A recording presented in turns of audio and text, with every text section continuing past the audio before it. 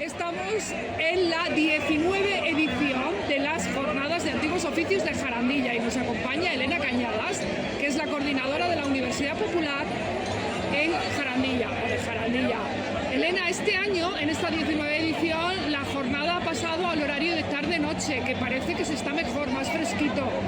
¿Cómo se produce esa decisión? ¿Por qué la tomáis? Bueno, pues la verdad es que se barajaba ya años anteriores, pero nunca se había llegado a realizar porque aquí los que deciden son los colaboradores, son el pueblo. Se hizo una votación popular y salió mayoría a intentar este año a ver qué pasaba por la tarde. Y por lo que vemos, ahora mismo está teniendo movimiento, como podéis ver. Era una apuesta, no sabíamos cómo iba a funcionar, pero evidentemente hace menos calor, tenemos la suerte que la gente joven también colabora más y tenemos que buscar ese relevo generacional que tiene que venir y hacer esa intergeneracionalidad, que es la idea de esta edición.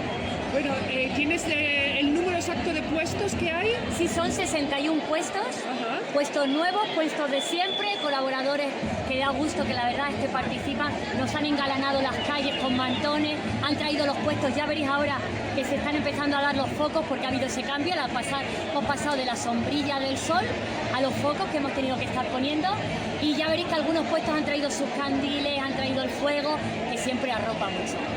Nos encanta venir a los antiguos oficios porque es una celebración en la que se involucra todo el pueblo de Jarandilla.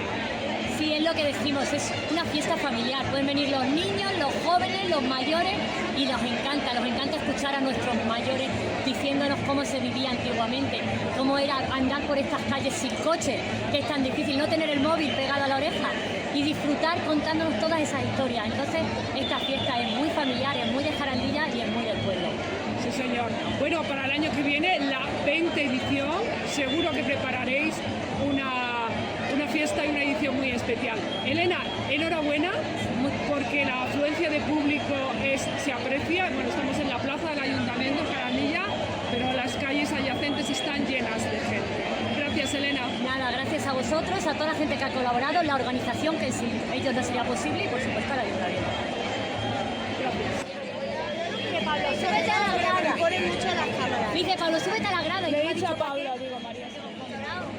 ¡Hala! No, pero si la bolsa entra bien, que hemos comprado una polluela. Muy rica la bolluela, yo me he hinchado como una.